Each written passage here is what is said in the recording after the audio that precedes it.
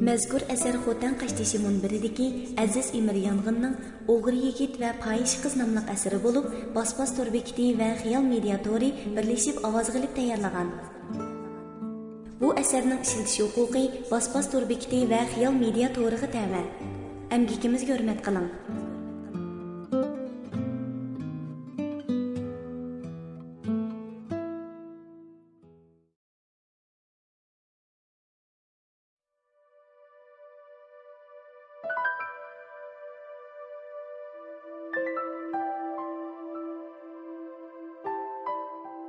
Odam hayotida nurg'un qismatlarga, fojialarga yo'liqib turdi ekan. Hayotida bir qadamni xato apli qo'ydi ekan, pushaymon qilibmi o'rnini to'ldirib bo'lmaydi ekan. Yilimi esimda. Marhum onam ko'zi chiqib turib, "Obdan o'g'lim, yaxshi o'qig'in. Yomon ishlardan, yomon odatlardan o'zingni yiroq tutqin. Mening ruhim seni ko'rib turdi. Agar mening orzuyimdagidek yaxshi o'qimaydigan bo'lsang." Dal shu gapni qilayotganda tuyuqsiz qattiq yo'tal tutib ketib, gapining oxirini deyamasdan bizdan, ya'ni birdan bir farzand bo'lgan mendan mangulik ayrilgan edi.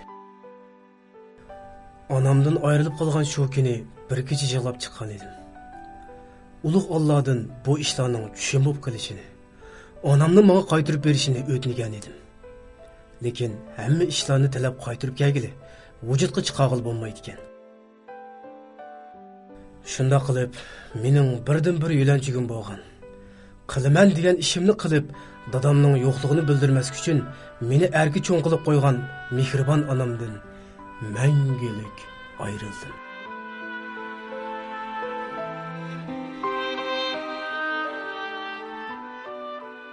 Onamdan ayrilish menga cho'ng zarba bo'ldi. Gerçi Gülzira hadam, ya'ni opamning singlisi meni beqilib kuyingan bo'lsa-mu, yanala onamda qilib bo'lanmaydi, ham qilolmaydi. Men o'qishni to'xtab qoldim.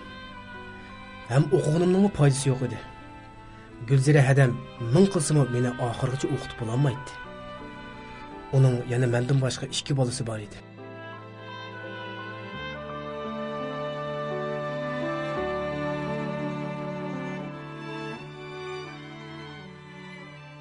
Men shu vaqtda dal 14 yoshga kirgan edim.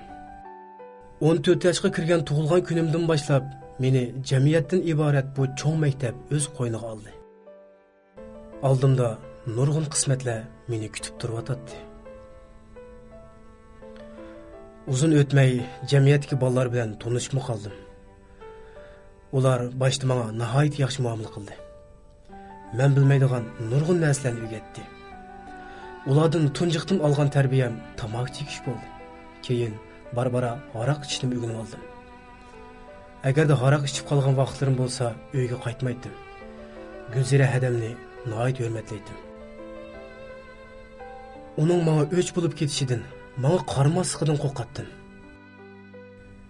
Hey, qo'rqqan ish oxiri yuz berdi. Bir kuni bir qancha do'stlarim bilan o'ltirib qolib, boshqalarning zo'rlashlari bilan aroqni bak ko'p ichib sapdiman. Shu turqum bilan uyga yetib kelib, endi yotoq uyimga kiray deb turishimga orqamdan Gülzira hadam paydo bo'lib qoldi. Murat, qishimga kela.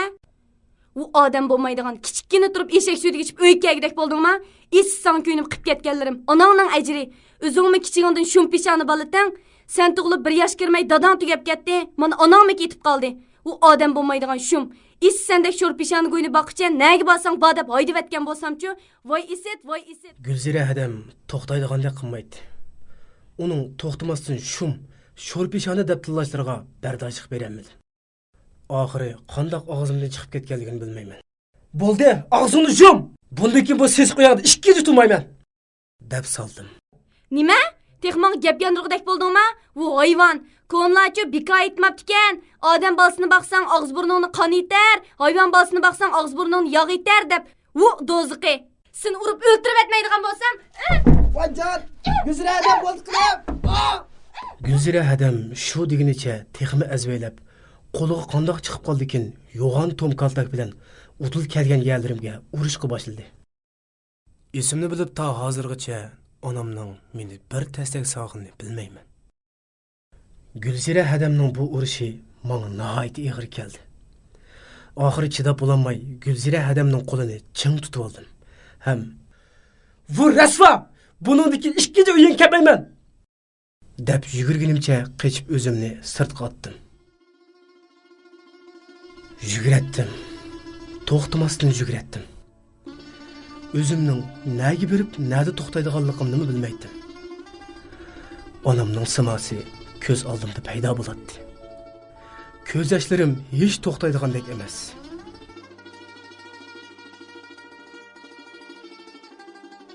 Hayotimdagi tunji qadamimni besish oldida turardim. Hozir bo'lsa shu qilganlarimga pushaymon qilman. Shu bir qadam meni o'zimni o'ylab boqmagan qismatlarga duchor qildi. Shu yugurgunimcha onamning tuproq beshiga yetib ketdiman. Jinim ana, meni yolg'iz tashlab qo'yguncha menimi birga elib ketsangiz bo'lmasmidi? Meni nimishqa shundoq sho'rpishon tug'ib qo'ygan bo'g'idingiz?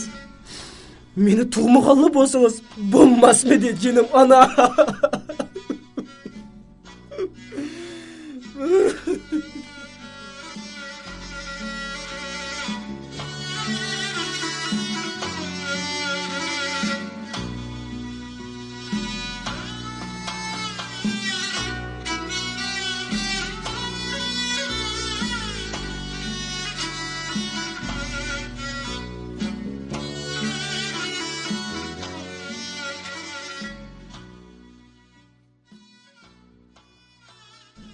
Onamning qabrisini ching quchoqlab, ovozimni bo'lichiqcha chiqarib yig'laydim.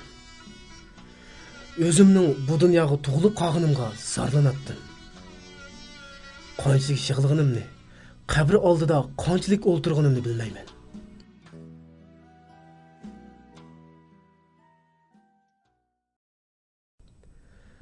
Bir chaqda qarsam, butun atrof qop-qora libosdan to'n kiygan bo'lib, bashmi surlik edi. Xuddi qop-qora bir qo'l menga asta-asta yiqilib kelgandek bo'lib, meni surib esishga, qo'rqishga boshladim. O'zimni bilmayman.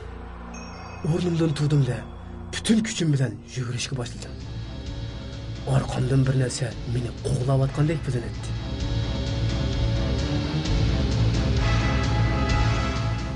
Oy, Murat qısan, nim bundaq yuguraysa? Tuyuqsiz anglangan ovozdan cho'chib orqam qarsam, mahallimizda xeyli yuz obro'y bor, ishkirda savdogarchilik qildigan Samat Loba ekan. Ha? Eshlim bo'lmadi. Shundoq debla o'zimni tutib ololmay, o'kirab yig'lavatdim. Oy, ma balini. Cho'p-cho'ng turibli qizvolidek yig'lab ketginni. Nim gap bo'lsin demamsa, bo'ldi yig'lama. Samat Loban shundoq deb meni bezlashga boshladi. Men yig'lab turib, bugun bo'lgan barliq ishlarni so'zlab berdim. Mo'shunchilik ishmitdi. Nima yig'laysi deyma? Seni shundoq qilib o'ydan qo'g'livatdi de. O'z adisning bo'lsin baqamabdi-da. Maymoq. Bo'ldi, ko'nglingni buzma. Bundan keyin men sana ega bo'lay. O'zimning birmi farzandim yo'q edi. Yenimda tursang, sana o'z bolamdek kuyinaman. Bo'ldi, yig'lama. Mening nazarimda Samat Loban oq ko'ngil, mehribon edi. Ba'zida menga shunchalar kuyinishlarga qarab, o'zimning to'limi baxtli ekanligimdan xushal edim. Faxrlandim.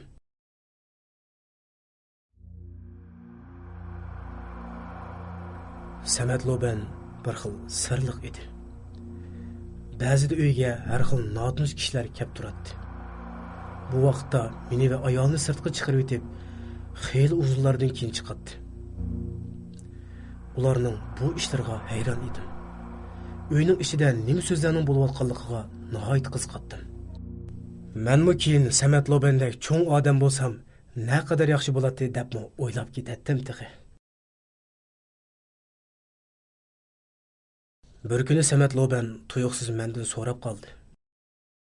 Murat balam, mening qishimda turib, bir narsadan qisilib, ko'ngling yerim bo'lib qolmagansan. Yo'q Samat aka. Sizdan to'lim xo'shalman. Meni beqolmagan bo'lsangiz, nalarda sarson, sargandan bo'lib yurdim. Ulug' Allah teningizni salomat, obro'yingizni texim ustun qilsin. Shundoq deb Samat Lobanga bo'lgan minnatdorligimni bildirdim. Yaxshi, menmi sendek o'g'limning bo'lganligidan nihoyat xursandman. Samat Loban shundoq deb beshimni silab qo'ydi. Lekin mushu yaqinda ishkirga savdo ishi bilan chiqmoqchiman. Agar ishkirga chiqib qolsam, sen nalad yurasan bolam. Nima? Bu gapni anglab beshimdan tutun chiqib ketdi. Shu vaqtlarda Samat Lobandan ayrilib qolsam, o'zimni xuddi yasholmaydigandek his qilatdim. Agar xohlasangiz, mening bilan achkiting bo'lamdi. Sizdan faqat ayrilg'im yo'q. Shundoq deb yilinishga boshladim. Men to'g'ri sening men bilan chiqmasligingda ansirab yuribdiman. Agar men bilan chiqishni xohlasang, cho'qqim seni birga olib chiqaman. Baxim xo'shib ketdim. Texi o'zimcha pozor kiyinib, chamdan pullarni ko'tarib menayotgan holatimni qiyos qilib baqdim. Shunda qilib, ishkirga menishtimmi tayyorligi bitib qoldi. Oxirgi qitim bo'lsa-mu, onamning tuproq beshiga berib kelishni ko'nglimga puktimda, qabr taraf qarab yo'l oldim.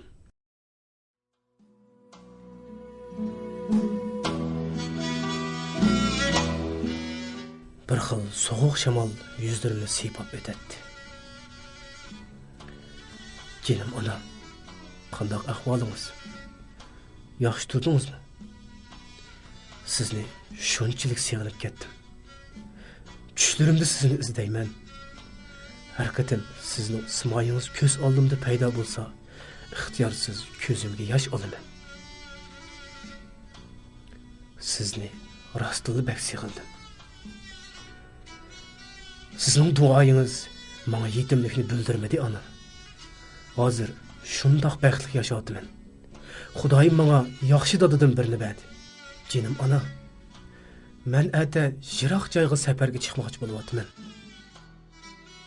Men cho'qim jiq pul topib kelib, yurtimizning ma'arif ishlariga kuch chiqarman. Menga o'xshash yetim bolalarni o'qitadigan maktab selib, sizning orzuyingizni ishga oshirman. Mendan rozi bo'ling ona. Sizni mangu suyman. Onamning qabrisi oldida o'ltirib, onamga to'xtamasdan so'zlaydim. Lekin onamdan hech qanday sado kelmaydi. Buni ko'rib, ko'z yoshlarim ixtiyorsiz mang'izlarimdan sirg'ib tushib, tuproq qo'yniga singib ketadi.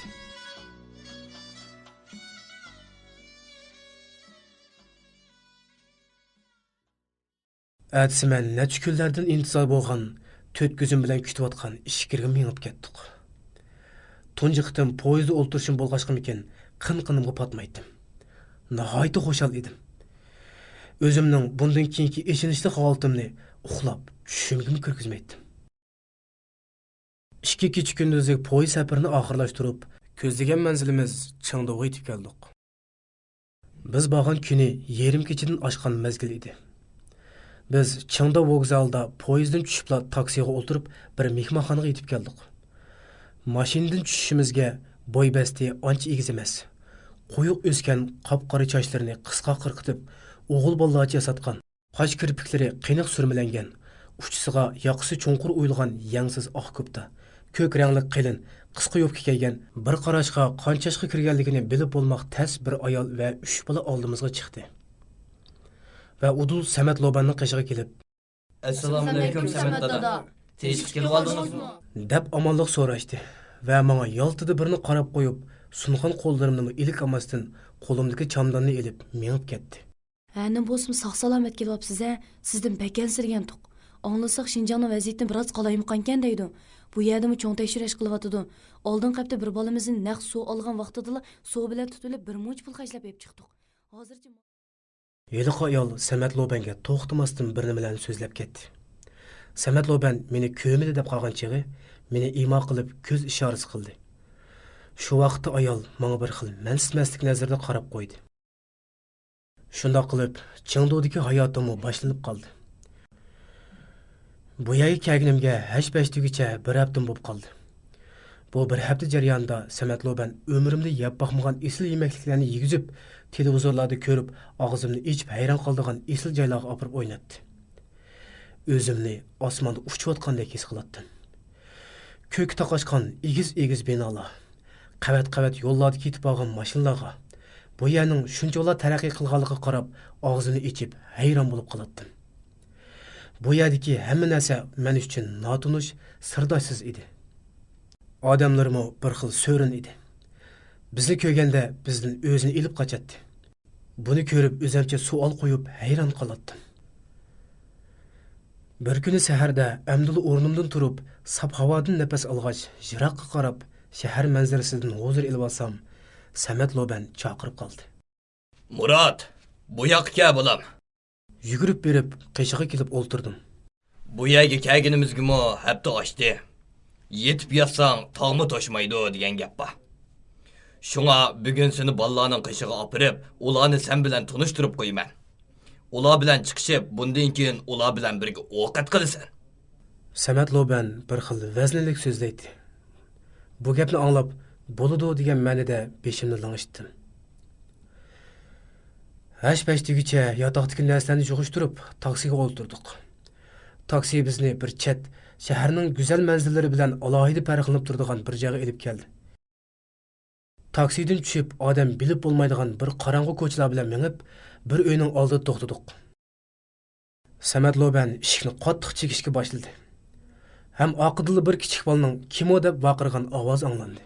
Kim o? Men Samat dadang. Eshikni tez och. Samat Loban shundoq deb turishiga eshik ochilib, tunji kelgan kuni oldimizga chiqqan heliq ayol chiqib keldi. Bir qor techamonlik so'ragandan keyin bizni uyga boshladi. Bu bir cho'ng qo'roqliq uy bo'lib, har bir uy ichkari tashqari kichik uylardan selingan edi. Har bir eshik oldida notanish kishilar bizga qarab turadi. Tuyuqsiz 60 necha yoshlar chamasidagi bir ayolni ko'rib qoldim. Shu on onam esimga kelib, ko'nglim buzildi. Bu ayol shu vaqtda menga bakma yaqinlik ko'ringan edi. Yeliq ayol bizni bir uyga boshladi. Qarasam, uyning ichida men bilan tang dematlik 6-7 bolalar ham mendan cho'ngroq 2 o'g'il bola qart o'ynab o'tiradi. Ular bizni ko'rib, gurrida o'rinlaridan turishib, biz bilan ko'rishdi. Samat Loban hammalarga bir xil xushchiroy bilan qarab qo'yib, biz Shinjongdan noyat tasdi elib kelgan pichoqlarni elib, har biriga birdan sovuq qilishdi. Ular buni ko'rib, noyat xushal bo'lib ketishdi. Oqidan Samat Loban meni ko'zitib turib, Bu bolaning ismi Murat. Bundan keyin sizlar bilan birga turadi. Ish o'rgatib, o'z sepinglar qo'shib olinglar. Samat Loban shundoq deyishiga hammasi tushum-tushdan kelib, men bilan ko'rishib ketdi. Ham o'zlarini tanishtirishga boshladi. Mening ismim Tursun. Mening Mahmud. Mening Adel. Ular bilan tanishib, bir necha kunga qolmay yaqin do'st bo'lib ketdim. Samat Lobanning Chingduda bir oshxonasi bor edi. Qachon qusqimiz olsa, kirib haqsiz tomoq yedik. Lekin meni nihoyat qiziqtirdigini, ular har kuni saharda chiqib ketib, kashqo'rin qaytib keladi. Ba'zida Tayson bolalarni ayrim bir uyga so'laydi-da, orqadan vaqirashlar, yig'lashlar anglab turadi. Bir kuni bolalar Taysonning meni chaqirganligini aytishdi. Qishig'i kirsam, u televizorga tikilib o'tiradi. Mening kirganligimni ko'rib, asta o'rnidan turdi-da, meni qishida o'ltirishga imo qildi. Fukan Murat, endi o'zingmi seni nima sababdan chaqirganligini balkim bilgansan. Necha vaqtdan beri Samat akamning yuzini qilib, ortiqcha gap qilmadim. Tunugun Samat akam Yunnanga ma'lum ishlar bilan chiqib ketdi. Qachon kelganligini bilib bo'lmaydi. Endi senmi bika yetib yursang bo'lmaydi. Bundan keyin har kuni kechda bolalar inib kelganda ulardan o'g'irlikni, mundaq aytganda bozor o'ynashni o'rganib, senmi kelar hafta bozorga chiqsan. Nima? O'g'irlik? Bu gapni anglab, beshimdan tutun chiqib ketdi. Aslida ularning ishkirda savdo qilamiz degani o'g'irlik qilish bo'lib, shu razillik bilan topgan pullar orqali turmushini kechirdi ekan. Bu ishning tegi taklini tushunib yetganimda o'zimning cho'ng bir xatolikni sodir qilganligimni, endi pushaymon qilibmi o'rniga kelmaydiganligini his qilib yetdim. Marhum onamning ro'yi shu topda meni ko'rib, mendan nafratlanayotgan bo'lishi, meni tuqqanligiga ichida ming la'nat o'qotgan bo'lishi mumkin. Yo'q, men hargiz bu ishni qilmayman. Samat dadam menga bundoq demagan. Men o'zim bundoq qilmayman. Deb vaqirdim ullik ovozda. Nima? qattiq tekkan bir shaplaqdan sen turilib yiqildim. O'zingni kim chaqlayapsan? Sening Samat akam seni bu yerga bikoy etib ko'ngil olsin deb aytibdi-da. Bu ishni qilmayman deganing uxlab tushing. Agar yana o'z bishimchilik qildigan bo'lsang, ko'gilligingni ko'rsan. Gapim kirib, bu ishning ipini bilib olsang, yaxshi kun ko'rsan. Bo'ldi, chiqib ket. Ey, nimasinday? Shunda qilib, o'zim eng yomon ko'rdigan, mehribon, marhum onam mangu kechirmaydigan ishning tunji qadamini besish oldi turatdim. Har kuni kechda bolalardan o'g'irlikni o'rganatdim.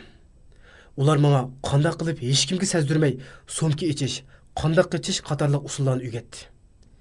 Texi birsi so'mka isib oldimda mengib beradi.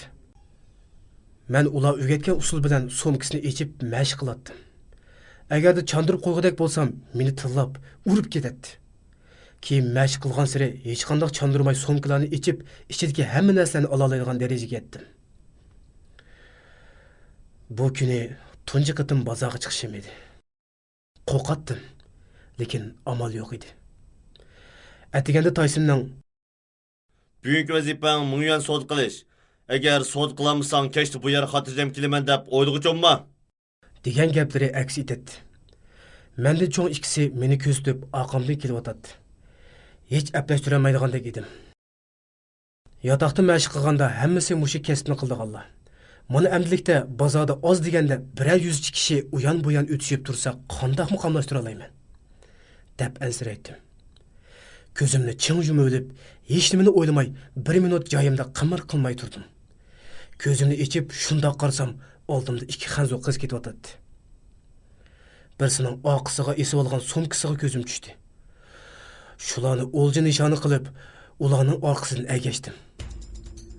Ular aylanib, odam jiq joyga keldi. Men qadamimni texmi itiklashtirdim. Ularga yaqinlashdimda, ittik harakatlar bilan so'mkaning sertmisini ochdim. Qo'limga bir yanfon va pul qopchig'i urindi. Shundoq nafis harakatlar bilan chandurmay elib oldim. Tunji qitimliq sodamning o'ng'ishliq bo'lganligidan nihoyat xushal bo'lib, shundoq orqamga qarasam, puxrachi yozangan 2 soqchi meni tutib oldi. Nima qilarimni bilmay qoldim. Orqamdan kelayotgan 2 shergim buni ko'rib, allaqayoqlarga g'oyib bo'lgan edi. Soqchilar meni mashinaga chiqarib, shu yerdagi bir soqchixonaga elib keldi. Va bir nimalarni deb meni so'roq qilishga boshladi. Burun tuzukrak maktabda o'qimag'achqa ularning gapiga javob beramadim. Ular mening xanzuchini bilmaydiganligimni bildi bo'g'ay, meni bir qorong'i uyga solab qo'yib chiqib ketdi. Baq qo'rqib ketgan edim. O'zimni bundan keyin mangu bu yerda chiqolmaydigandek his qilib, ko'z yoshlarimni to'xtatolmay qoldim. Bir kamda eshik ochilib, ular meni so'rashtirib, so'raxonaga elib chiqdi. Qarasam, men bilan tang dematlik, ko'zlaridan nur yig'ib turadigan 2 o'g'il o'ltiradi. Ularni ko'rib, xijil bo'lganligimdan beshimni ko'tirib qarayolmadim. Oradan biri og'iz ochdi. Yaxshimsan? Biz oliy maktab o'quvchilari bu yerga sana tarjimonlik qilib bagil keldik. Soqchilar avval ularga bir nimalarni degandan keyin ular menga soqchilarning gapini tarjima qilib berdi. Men ularga bu yerga qanday kelib qolganligimni, ham bu yo'lga qanday kirib qolganligimni tafsili deb berib, meni qutqizib qilishni o'tindim. Lekin men na'dim bilay? Ularning aytishicha, men soqchilarga 1000 yolurg'unim bilanmi bekor ekan. Bu yerda soqchilar loballar bilan sherik bo'lib, ular o'g'irlarni tutib olgandan keyin loballarga telefon qilib, ulardan pul talab qildi ekan. Shuning bilan loballar pul bergandan keyin qo'yib ketdi ekan. Bu gapni anglab, texma hayron qoldim. Bu dunyoning bunchalar soxta, razil ishkanligiga yana bir rat ig'ir xursindim. Degandek, soqchilar Taysonga telefon qilib, meni elib ketishimni aytdi. Bir hazardan keyin Tayson yetib keldi. Hem ular bilan bir nimalarni deyishgandan keyin soqchilarga 500 yuan berib, meni elib mangdi. O'zimning qimmatimning 500 yuanga to'xtaganligimni bilib, o'z-o'zimga nihoyat ichindim. Isit. Tayson bilan taksiga chiqib, yotoqqa qarab mangdik. Turib Taysonga qarab qo'yatdim. U bir nuqtaga tikilgunicha bir eg'izmi undamaydi. Balkim yotoqqa borganda toza adibingni beraman deb o'ylabasi kerak. Albatta. Tunji qitim bozorga chiqib, soqchilarga tutilib qolganligim uchun jazo bordi. Mayli, buningga tayyorlik qilib qo'ydim. Kim meni bundoq iblislarning o'visiga xalab, texi orzu qilib kelsin debdi. to'ya toza deydim ichimda. Mayli, nim bo'lsam mayli. Urib o'ltiratmaydi-ku. Yotoqqa yetib keldik. Boshqa yotoqdagilar derazadan boshlarini chiqarishib, xuddi qiziq o'yin boshlanagandek qarashatdi. Tayson meni jazo lageriga boshlab kirdi-da, eshikni qattiq yopdi. Baydan! Tuyuqsiz yuzimga tekkan ta'tir tasakdan ko'zlarim o't bo'lib yenib ketdi. Hey, buya tura. U shundoq degunicha qo'limni tortib, meni bir ishtirib edi, tamga chaplashib qoldim. Bugun texi vazifangni o'rinmagandan ustiga yana pakang ishlab o'tirdingmi? Necha vaqtdan beri bu yer tamoq yemay, ishdan poqil yeb yurgan o'xshamaysan. Maguyni? Tashlaka, qo'zi qilib. Tashlaka, o'tib qolay. Tashlaka. To'ya. Tashlaka. U shundoq degunicha udul kelgan yerlarimga urishga boshladi. Og'riqqa chidamay vajallab yig'lab ketdim. Bo'z urib o'ttirvat deb o'yladim ichimda. U xil uzungacha meni urgandan keyin harda bo'g'ay urishdan to'xtab qoldi. Bugun sana tamoq berilmaydi. Bugun kecha mush yerda ishdan kuni ko'rib yotsan. Qachon tavb qilib, xatoliging tunug'ingda seni qo'yaytiman. Bu ishdan olsa. Tayson shundoq degunicha eshikni qulflab meni so'lab qo'ydi. Butun atrof qop-qorong'u edi. Bu qorong'u zulmat uyda o'zimni xuddi dozoqlardagidek his qilmoqda edim. O'zimning bundan buruqi butun hayotimni eslab chiqdim. Ne kadar güzel minutlar, güzel çağlar edi ha. Men doim opamning quchqig'iga chiqib olib, u itib bergan cho'chaklarni anglaydim. Texi ba'zida mahallamizga bolalar bilan mukimikilan o'ynashatdik. Meni hech kim topolmaydi. Shularni xiyol qilib, shirin hislarga cho'mib, boyi yegan tayoqni unutib qoldim. Bir chaqda eshik qattiq ichilib, Tayson ham bugun bozorga chiqib ketgan Mavlon kirib keldi. Balla arasida uning bilan xeyli yaqin edim. Tayson kiribla Mavlonni urib ketdi. Bechora. Shundoq ishim og'rib ketdi. Lekin nima qila oldim? Bir bulongni tomosha ko'rganda tugilib o'ltirdim. Aslida bugun Mavlonni bir kunlik vazifasini o'rganmagan ekan. Tayson bir kamda Mavlonni urib chiqib ketdi. Mavlon gapni qilmasdan joyida qimir qilmay turadi. Men asta uning qishig'iga bordim. Qarasam, uning yuz ko'zlari tayoq dastidan ishib ko'rgisiz bo'lib ketgan edi. U meni ko'ribla etilib kelib, quchoqlab, yig'lab ketdi. Biz xeyli uzungacha bir-birimizga eslashib, yig'lab ketdik. Men ismini bilsam dadam bilan opam ajrashib ketgan. Men opamga bo'lingan ekanman.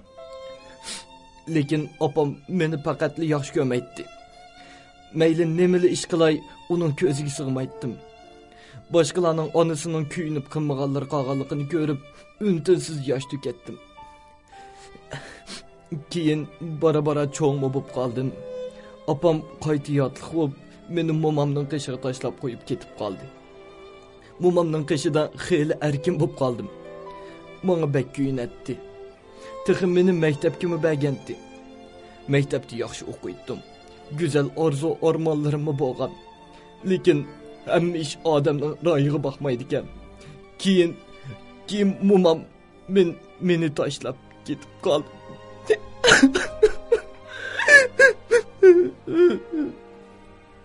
Mavlon bu yerga kelganda buqildab yig'layapti. Momamning meni tashlab ketishi bilan hayotimda olamshumul o'zgarish yuz berdi. Onam meni maktabdan ajratib olib, qishig'i ep ketdi. O'gay dadam bir zavodning texnik ishchisi ekan. U meni faqat yaxshi ko'rmaydi. Qilgan ishimdan qusur tepib meni uratdi. Keyin bizning uyga Samat Loban keldi. Onam meni sirtqa chiqarib o'tib, uning bilan xeyli uzundan keyin chiqdi. Ham meni chaqirdi. Omaq oğlum, burun seni rencitken yerlerim bolsa, meni kechirgin. Bundan keyin Sametcan akang bilan birga ishkirga chiqib, oshxonaga yordamlashsin.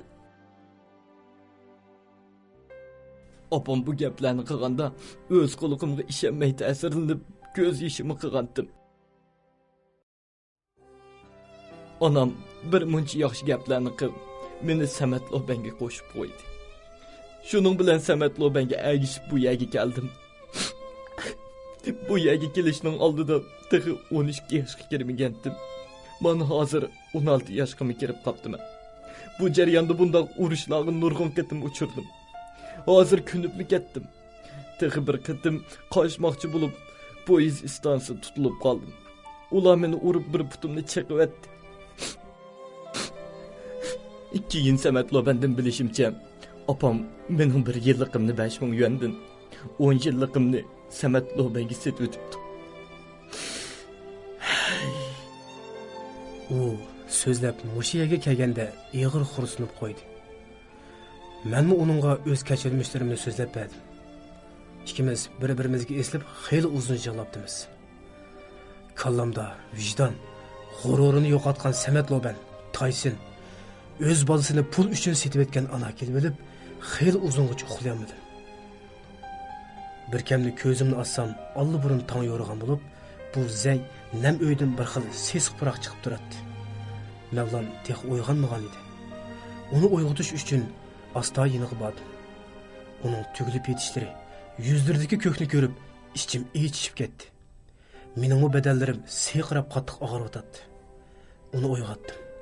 U asta ko'zini ochib, menga qarab o'rnidan turmoqchi bo'lgan edi. Lekin sen turilib tomga yo'linib qoldi. İçim bir xil ochiq azobga to'ldi. Samat Loban, Taysinlarni ichimda toza qog'idim. Mavlon, o'lib ketadigan ish bo'lsa-mu, bu yerdan qochib ketayli. Bu yerda 1 minutni to'g'richiligim yo'q, dedim Mavlonga. U miyig'ida kulib qo'yib, Seningcha bu yerdan qochib ketish shuncha osonmi? Agar qochgan taqdirdami nega bormiz? Nalarda sarson sargardan bo'lib yuramiz? Nimish qilib jinimizni jon etimiz? Ha? Uning so'zlari o'rinliq edi. Qochib ketimiz degan taqdirdami, yenimizda bir apun bo'lmasa, tutilib qolsaqchi. Agar qochib ketgan taqdirdami, nalar yuramiz? Hay isit. Nima po'xyab Gulzira hadamni qo'shitib, shu kuni uydan qochib chiqqandiman. Qo'y terisiga o'rnagan bo'rga ishinib, texa hurmatlab dada deb ketishtirimchi. Bu ishplas. Shu razillik bilan topgan puling oxirida jiningga chiqib qon qusib o'lasan. Kallamda tumanmi xayol hukm suratdi. Amsa qanday qilamiz? So'radim Mavlondan. Amal yo'q. Bu yer turib ular qo'luvib ishlab pul tep bermakdan boshqa amal yo'q. Bo'ldi, jiq o'ylama. Eng yaxshisi ularga yolvurib bu qorong'u zindondan chiqib olayli. Ondan bir gap bo'la. Dedi u ko'zimga qarab turib. Unimi deb, bunimi deb oxir Mavlonning fikri bo'yicha ish qilgan bo'ldik. Qo'saqlarimiz bak ichib ketgan edi. Uning ustiga 8-oyning tomuz issig'ida usuzlikqa bardoshlik beramadik. Taysin aka! Taysin aka! Ishni ichinglar. Taysin aka! Ishni bor kuchimiz bilan urdik. Lekin sirtdan hech qanday shap yo'q edi. Xeyli bir kamdan keyin birisining oyoq tevishi anglandi. Oqidan Taysinning Ha, nima gap? Gunohlaring to'qilishga o'xshamabsan. Taysin aka, ishni ichitding. Biz endi bundan keyin gapingiz kirib, degan yeringizdan chiqamiz. dedim ullik ovozda uningga qarab. Shundaqmi? Undaq yaxshi. Arqadan eshik ochilib, Taysin va bir qancha bolalar kirib keldi.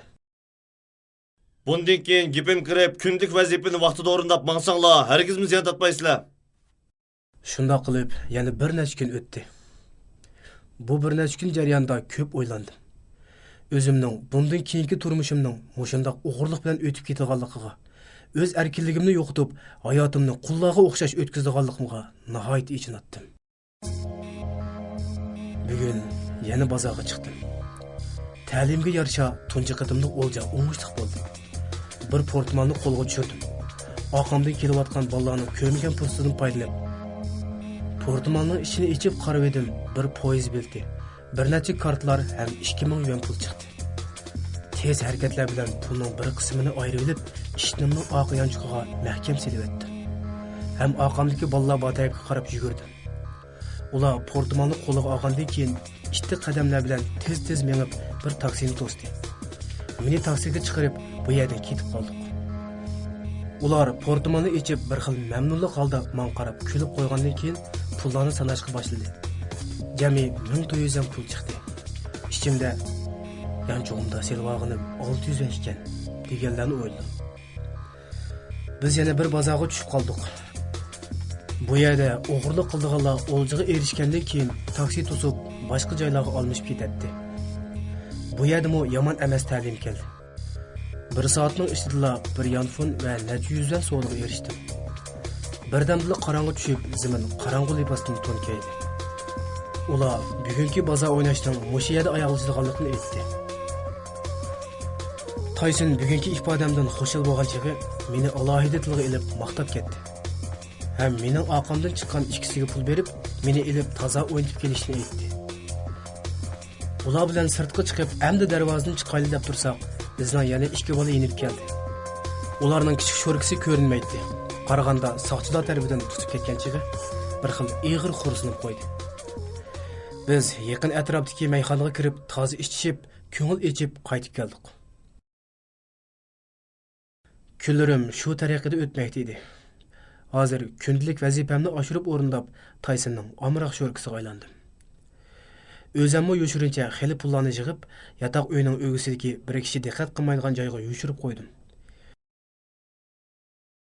Keyin Chengdodagi o'g'irlar ichida xeli nomim chiqib qoldi.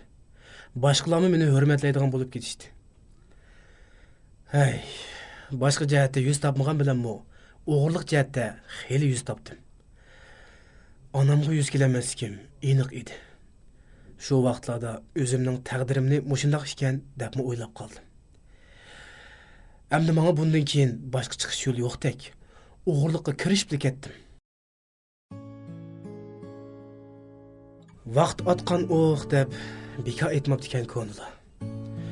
Ko'zi yumib ochqichi bo'lgan orliqda balliq mezgildan yoshlik mezgilga qadam bosdim. O'zimning Chengdoda 4 yillik umrimning o'g'irlik bilan o'tib ketganligiga ishongim kelmaydi. 20 yoshga kirib qoldim. Bu 4 yil jarayonida ko'miganni ko'rib ishtladim. Lobandan yemigan tayoqni yeb, oxiri xeli nomiba o'g'irga aylanib qoldim. Ba'zida o'ltirib xiyolga cho'mib ketdim. Güzel yurtum Şinjan'ni sig'inib, ko'nglim buzilib, yig'lab ketdim. O'zimning aqlsizlik qilib, xato tanlagan bu beyo'limning meni bundoq kunga qilishimga sababchi bo'lganligini o'ylaganimda o'z-o'zimga qattiq o'kindim. Lekin nachora? Tarix o o'tmishning kuni. Uni qaytirib bo'g'il bo'lmaydi, ham qaytirib bo'lolmaydi. Qancha qitim soqchixonaga kirib qolganligimni bilmayman. Lekin u yoqdan kirib bo'g'cha Tayson bu yoqdan bir amallarni qilib qaytirib chiqadi. Hozir tamoq chekishdan taraqqiy qilib, nash chekishga o'rganib qoldim.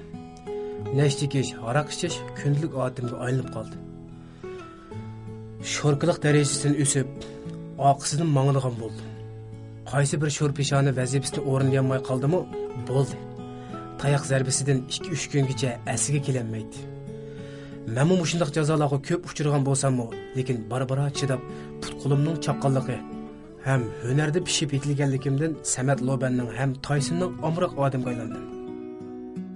Ba'zida esil haroqlarni, esil tamoqlarni ichib chekib, ko'ngil ichi so'rlarda xushal bo'lib, hayotning payzini surib yursam, ba'zida qo'sqimnimi boqolmasdan qorong'u, zay uyda jazolanib kun o'tkazatdim. Hayotim mana shu tariqada bir xil ritmda o'tmoqda edi. Bu yerda bizdan boshqa yana bir qancha Lobanning odamlari bor edi. Ularning yurish-turishlariga qarab odatdagidek odam his qilsak-ku, ammo oq ko'rinishi nihoyat murakkab bo'lgan odamlar edi. Kino televizorlardan oqchigish deganni anglagan bo'lsam-mu, hozir o'z ko'zim bilan ko'rib, texi ba'zilarga yordamlashib, to'mirnimi chiqarib beradigan bo'lib ketdi. Men tunji qitim kelgan kuni ko'zimga alohida issiq ko'ringan ayol aslida oq suvda qiladi. Hayron edim. Yeshimo xeli bir yerga berib qolgandan keyin gunohlarga to'g'ri qilib, mush ishdan qo'l usib bo'lmamdi. deb o'ylaydi. O'zining lavrisidek baldiriga oqsitib, ularning ko'z oldida yelinib yolvurishlariga parvo qilmasdan texib pulni vaqtida qaytarmading deb urib ketishlarini, odamning kulgisini keltirib 5 vaqt namoz o'qishlarini ko'rsam chaynab purkiyotgim keladi. Onamdan, cho'nglardan anglasam, musulmon millatlar o'z gunohlarini to'g'ri qilib, yomon ishlardan qo'l o'zib oxiratligi uchun 5 vaqt namoz o'qiydi ekan. Ammo bir tarafdan mushunda oqsitib, yomon ish qilib, yana bir tarafdan namoz o'qigan kishilarning oshi o'qigan namozi qabul bo'ladimi? To'g'ri.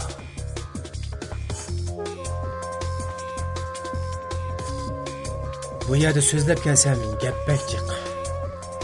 Nurg'un ishlarga odamning aqli yetmaydi. O'z vijdoni va g'ururini, odamiylik xislatini tamoman unutib, razillik bilan pul tepayotganlar. Begunoh, sabiy, gudak bolalar, oq chekib o'zining yoshligini nobud qilishayotgan millatimizning nodon, ahmoq yosh qiz yigitlari. Bularni so'zlab kelsam, bir doston chiqdik. Ularning hammasiga ichinib, ularni yomon yo'ldan to'sib bo'g'ilib bo'lmaydi. Ham mening qurbimga yetmaydi. Chunki men bu hozirgi nomi chiqqan xeyli uchqur o'g'irladim-da. Ularni shu ishdan to'sish uchun avval o'zim bu ishdan qo'l uzishim kerak. Lekin bu mumkinmi? Yo'q. Bu hargizmi mumkin bo'lmaydigan bir ish. Bu umrimning mushundaqla o'tib ketganligini o'ylasam, ko'nglim buziladi. Hozirgi vaqtim bir odamning eng go'zal, navqiron unutilmas minutlari edi-ku. Nima uchun? Zot nima uchun?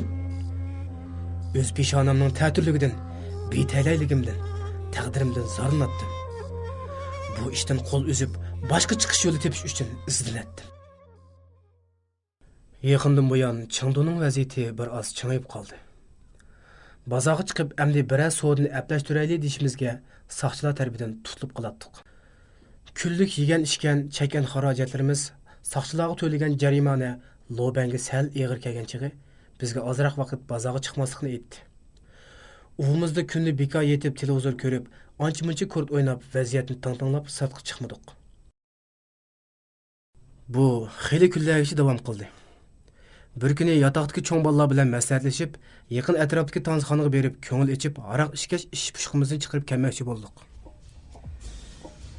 Bugun bu yerning sodisi nihoyat qizib ketgan edi. Tanzixona ichi liq odamlar bilan to'lgan bo'lib, hamma odamlar jup-jup bo'lib o'tirishadi. Bizmo bekor o'ringa kelib, mulozimni chaqirdik. Ham 2 botilka oqaroq, ozroq ushaq-tushaq yemeklarni buyurdik. Buyurtilgan narsalarni keltirib, endi so'rinni boshlaydi deb tursak, riyosatchi o'tirg'i chiqib, xanzuchi bir nimalarni dedi. Shu on tanzixondagi hamma xanzular qiqas-shuqan silib, chavoq chelishib ketdi. Sen haqdim biz qalam to'q deganni qilib, bizmi agishib chavoq chelib qo'ydik. Aqdilla kindigini o'chib qo'yib, yerim yalang'och bir qiz o'tirg'i chiqib, naqshiga moslashtirib, badallarini to'lg'ig'inicha arabcha uslubga tushib ketdi.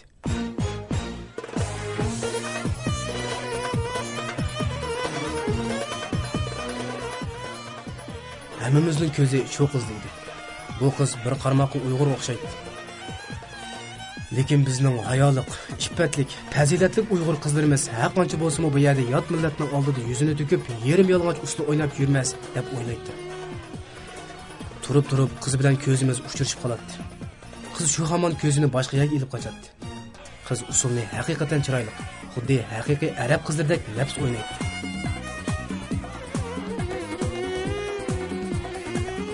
Bizmi usuldan hozirlangach so'rini boshlayotdik. Birdamda maz, seriq yumurlarni etishib so'rini avjiga chiqarib. Naqshimi oxirlashib, qiz sahndan tushdi-da, ko'zini yumib ochqichi bo'lgan daqiqaning ichida allaqayoqqa g'oyib bo'ldi. Alloh azal yarim soatlardan keyin qiz paydo bo'ldi. Bayqi usul kiyimlarini selib etib, kiyim yangushlab, boshqacha bir chiroyli umoq tusga kirib qolgan edi. Qaranglar, masatdan biztirab qarab kelyapti-ku. Oho, kasabbatdan shu ses alamat paytgan qada. Taz yalang'och qilib turib, xam yigitlar qizga mava. So'rinda abjash kulkilar avjaldi. Qiz darvaqa biz taraf qarab kelyapti. So'rindagi hammamiz qilayotgan ishimizni tashlab qo'yib, qizga hang veqib qarab qoldik. Assalomu alaykum. Yaxshimisizlar? Sizlar Uyg'urmi? Qiz yenimizga kelib bizdan so'radi. Nima? Uyg'urmi? Ya chiroyimizda Uyg'urligimiz chiqib turmamdiki appaqa. Ya bizni bayavoyinga usulingizdagi arablarga o'xshatib qolganmisiz ya? Dedi Erkin javob berib. Ay chiqib turdi ekan. Shu endi qiz nima deyishini bilmay tamtirab qoldi. Voy, boytig'i sizni qaysi arab davlatidan kelgan chiroyli xon qizi debdimiz. Aslida o'zingizmi Uyg'ur ekansizda? Usul deganni titivatdingiz-ku. Ha, siz nereden? Voy, kelarkan ben so'rab ketdim-ku. Saqchimi to'yasan? Dedim Aliga qarab. Qizni o'ltirishga taklif qildim. Qiz rahmat aytganicha yenimdagi bo'sh o'ringa kelib o'tirdi. Men kelib toza qizatgan sorunlarni sovutib qo'ydimmi nima? Qizning yuzida xijillikqa o'xshash o'ng'aysizlanish aks etib turadi. Voy, yo'q, undaq bo'lamdigan sorunimiz shu siz ekamdingiz. Ali javob bergach, romkaga aroqni to'ldirib qo'yib qizga sundi. Qizlarga aroq sunamdi deb Aliga ochig'im kelib, olib qarab qo'ydi. Kechiring, men aroq ichmayman. Rost ichib boqmagan. Men bir so'lab og'zim qansam hargiz ichmayman. Qiz shundoq degunicha Alining sungan aroqini rad qilib etdi. Xeyli jur'ati, g'urur va qizkan deb o'yladim ichimda. Ham boyqi yerim yalang'och usul o'ynagan vaqtdagi qiyofatlarini tamamen unutib, qizga bo'lgan hurmatim sal eshib qoldi. Yasamliq qotamdi yo, deydim yana. Yaxshi qiz bo'lsa, bu yer nima ish qiladi? Texi yerim yalang'och usul o'ynagan qizlar yaxshi qiz emas. Qiziq sinchilab qaradim. Girim qilgan mangzi va lavlari garchi qon temib turgandek tuyulsa-mu, ko'zlari ajoyib chiroyli edi. Qiyoqdek quyuq hilal qoshlari, nochidek burun, bilinmez katakchi bo'lib turgan zinoq-zinoqqa udulma-udul, sal tuvanrak, zangaqqa yaqin joylashgan zog'undek qop-qora xol ko'z oldimda zohir bo'ldi. Shahlo ko'zlar quvliq bilan kulimsiraydi. Kulimsirashga ergishib bir xil bilinmez pukilgan lavlar bir xil nazokatlikni namoyon qiladi. O'zimmi nima uchunligini bilmayman. Yuragim bir xil ritmda to'xtamasdan dupuldaydi. Agar mushu holat yana bir necha minut davomlashsa, o'zimni shu hamon qanot so'rab qizga changal soldigandek his qilardim. Yo'q, deydim yana. Mushundaq yerlarda uslu o'ynab yuradigan qiz qanday bo'lmoqchi? Alloh burun buzilib, vijdon g'urur tuyg'usini yo'qotgandi. Lekin mushu qamlashgan badan, go'zal chiroyi bilan nima uchun kallamda tumanman xiyol agitdi. Yey, parang bilan bu kitib o'zim tunishtirishni unutib qoptiman-ku. Dedi qiz hammamizga so'z kulimsirab qarab etgandan keyin. Ismim Zuhra. Bu yer o'makliklar bilan o'yin qo'yish uchun kelgan. Hozir shu vaqtincha bekor bo'lg'achqa Tansxon xo'jayinning gapiga asosan nomer ko'rsatgan edim. Bu yer ko'z oldinglarda yerim yalang'och o'ynab qo'ysam, meni xato tushunib qoldinglar-ku deyman-a. Aslida mening bunday kiyinib o'ynag'im yo'q edi. Biroq shu xo'jayin shunday kiyib o'ynaysan deb turib-qashqa. Zuhra oxirgi gapini yutib etdi. Yo'q, nemish xato tushangidekmiz. Shunda chiroyli o'yindingiz-ku. Mayada o'taga hammamizning ko'zida o't chiqarib etdingiz, o't. Dedi Ali gapdonlik qilib. Nima, ko'zinglardan o't chiqyaptimi? Undaq keyin qaytim usul o'ynaganda diqqat qilsam bo'g'dakda, xo'jayin bu Tansxon o't o'chirish kunlarining kam ekanligini aytgan.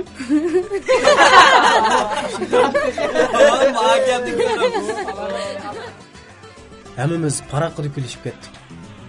Zuhraning kulgan vaqtga qiyofati menga nihoyat umoq ko'rinib ketdi.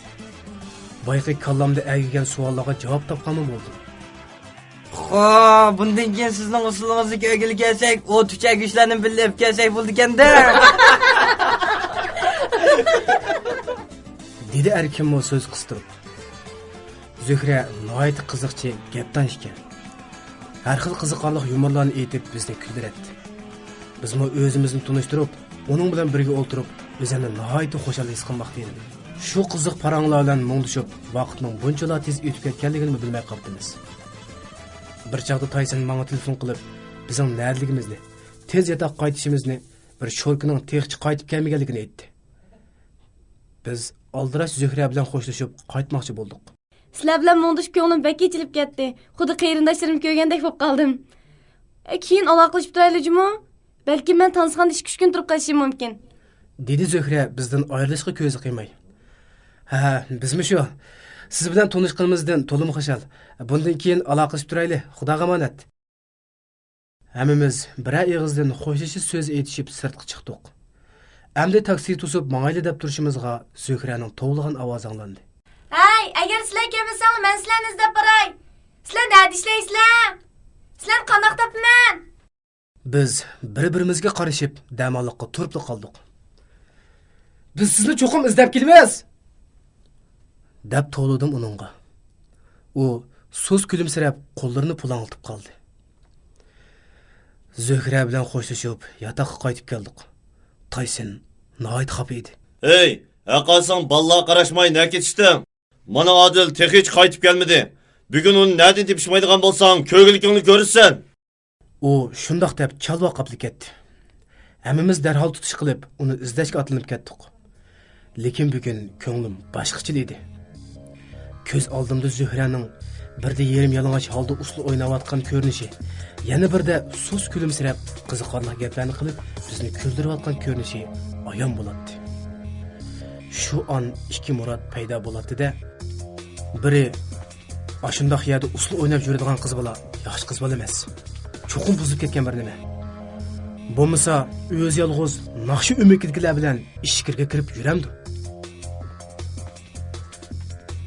Ayaqmanchi bildi kelsa-mu, o'z yolg'iz bu yerda nima qiladi? deydi. Yana biri ko'rmadingmi? U shundoq sabiy turmamdi. Deganlari balkim rostdir. Yog'an bo'lsa, sizlarning oldinglarda o'zini shunchalik pok tutib ketamdi. Undaq buzuq qizlar sizlardek o'g'illarni ko'rsa, o'zining shirin shekar gaplar bilan sizlarni indakka tushirib, go'shinglarni shulib yeydi. Demak, Zuhra hargiz undaq qizlar emas, deydi. O'zimcha kulib ketdim. Men nima saranglardek uni o'ylab ketman. Uni yaxshi ko'rib qoldimmi? Yo'q. Nada undaq oson ish bo'lsin. Bir ko'rib, yaxshi ko'rib qoldigan men yo Hindiston filmlaridagi bosh personaj bo'lsam, yaxshi ko'rib qoldim degandimi, uning so'ygini bo'lib, yuragi boshqa birining bo'lib qolsa-chi. Beshim chin qilib og'rib ketdi. Nimbos bo'lmamdi. Avval uning bilan texmo tunishay. Hamma ish keyin bo'lmamdi. Shunda xayollarni qilib ketayotsam, yonfunim sayrab ketdi. Aslida Tayson Odilni bir o'yinchi xondan topganligini, yotoqqa qaytishimni aytib telefon qilgan ekan. Yotoqqa qarab ketayotsam, kallamda tumanman xayol agaydi. O'z-o'zimga hayron bo'lib qarayman. Tavba deyman. Burun ajab his qilmabdi ekanman.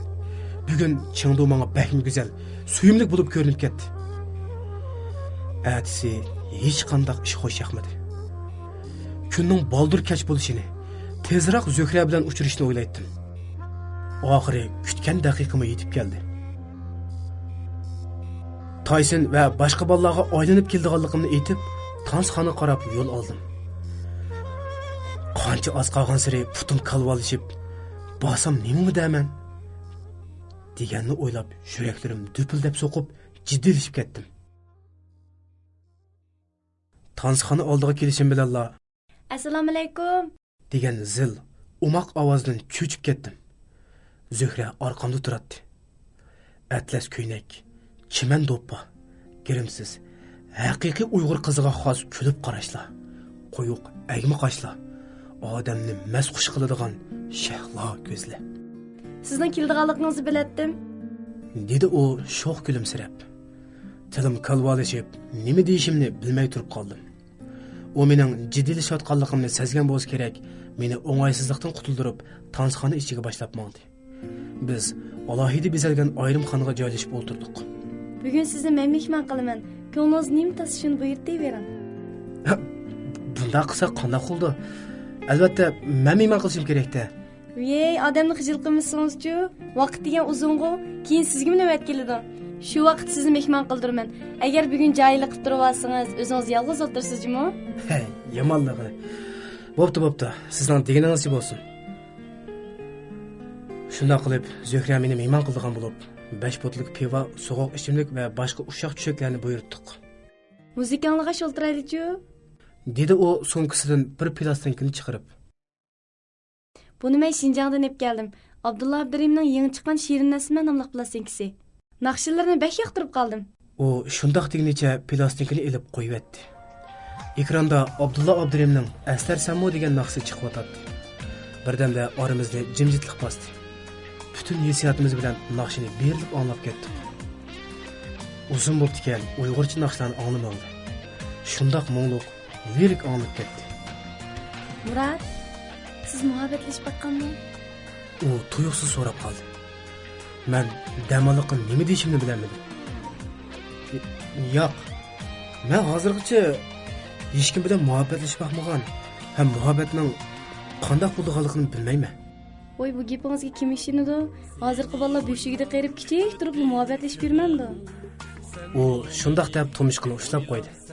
Men ishga kirgani 5 yildan oshdi. Men necha yillardan buyon bu ishni tex o'ylab baxmadim. Dedim uningga gapimni isbotlash uchun. 5 yil bo'ldi-da. Nima ish qilsiz? Zuhra bir xil qiziqish ilkida mendan so'radi. Shinjongdan meva-chevi o'tkash tijorat bilan allaqachon o'ylab qo'ygan edim. Undaq o'z boy ekansizda. Zuhra shundoq deb kulib ketdi. Yomon emas. Aras, o'zingiz-chi? Siz muhabbatlashib boqqanmi? So'rdim uni. Nima desam bular? Yo'q desam ishonmaysiz. Ha desam biz allaqachon ayrilib ketdik. Keyin fursat bo'lganda sizga hamini deb beray. U shundoq deb romka g'araqni to'ldirib qo'ydi-da, menga sundi. Men uning bu gapni anglab tantirab ketganligini his qilgan bo'lsam, uni zo'rlashni xohlamadim. Bundaqda sizmi, menmi har ikkimiz boytaq emas. Amsa biz ikkimizni yurib olamdik ya. Dedim kulib. Zuhram kulib ketdi. Hayotda emas, tabiat dunyosida ajoyib muqarrar o'zgarishlar ko'p bo'ladi. Oftobli kunda birdamdila havo o'zgarib, havoni qor bulut qoplab, yomg'ir quyitdi. Ba'zida 6-oy tomuzda qor yig'ib qoladi. Vaholanki ba'zida qattiq yomg'ir yig'ib quyosh porlab turdi. Shu kuni Zuhra bilan ko'rishgan vaqtni eslasam, hayajonlanib ketdim. Bir qancha kunni xiyol bilan, yo'q, tafakkur bilan o'tkazdim.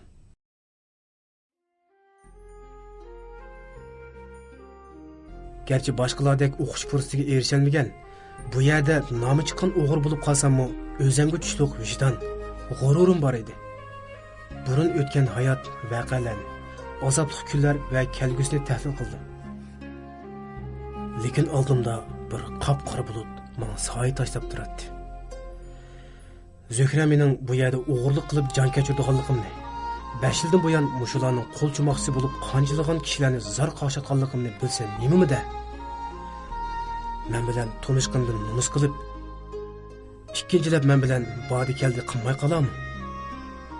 Bularni o'ylab, o'z beshimni o'zim yog'idek bo'lib azoblanib ketdim. Yotoqdagi bolalar, Tayson, Samat Loban, yana oldi kimlar mening kallamga kirib chiqmaydi. Ularmi o'z ishlari bilan oldirash edi. Menmi o'zimning nima bo'lib qolganligimni bilmay gangirab yurardim. Zuhrani yaxshi ko'rib qoldimmi yo? Debni o'ylab ketdim. Yo'q. Undaq go'harda qizni yaxshi ko'rishga mendek o'g'ilning nima haqqi? Qaysi bir qiz o'zining chin qalbidan yaxshi ko'rgan birisining o'g'il bo'lib qolishini xohlaydi? Hey, yana o'ylaydi. Mayli o'g'ri va yoki oliyjanob mo'tivalardan bo'lsin, hammasida o'xshash bir yurak bor. Zuhraga chin qalbimdan yaxshi ko'rganligimni, bu yerga nima sababdan, qaysi yo'llar bilan kelib qolganligimni, nima uchun mushundaq bo'lib qolganligimni aytsam, meni kechiribmi qolar? Ah, Xudo. Lekin u meni yaxshi ko'rmasdi. Kelgus to'g'risida xiyol qilish insonga shod-xuramlik ilib keladi. Kuzda daraxtlarning yoprog'i sulsa, bahorda yana ko'klaydi. Bir tal daraxt qurib qolsa, boshqasi yana yashnaveradi. O'yla, mayli nim bo'lishidan qat'iy nazar, Zuhraga chin qalbimni izhor qilib, uning barliq ishlarimni aytmoqchi, uni yaxshi ko'rganligimni, uni cho'qim mangu baxt qilish uchun tirishganligimni, mumkin bo'lsa bu jinoyat patqiqidan o'zimni qutqizib chiqib, boshqa bir chiqish yo'li tepish uchun izlanganligimni aytmoqchi bo'ldim. O'z tafakkurimning yaxshi xulosalarini inson aqlining nurli chiroqlari bilan yo'ritib, o'z ko'nglimdan chiqarib o'tishga bo'lgan barliq o'tgan kunlarni chiqarib o'tib, kelgusim uchun, baxtim uchun yangi hayot yo'limga zo'r umid, botirona, salmoq, mag'rur qadam tashlab Zuhrani izlab bordim. Zuhrani izlab berib, xo'jayindan so'rag'animda u mundaq dedi. U tunga ketib qoldi. Nega borganligini, qachon kelganligini bizga aytmadi. Zuhrani izlab berib topolmay, xo'jayindan so'rag'animda u mushundaq deb meni yo'lga soldi. Ketyapman. Ko'z oldim qorong'ulashib, Bay bu yerga qarab ketayotgandagi ruhliq, salmoq qadamlarimdan asarmi yo'q. Meni dahshat bosmoqda. Go'yo kimdir biri yuragimga pichoq bilan urgandek yuragim ichib og'rimoqda edi. Zuhrani amna ushirta olmay qolsam, qanday qilaman? Uni qayerdan izlay? Shu kuni kechasi faqat uxlayolmadim.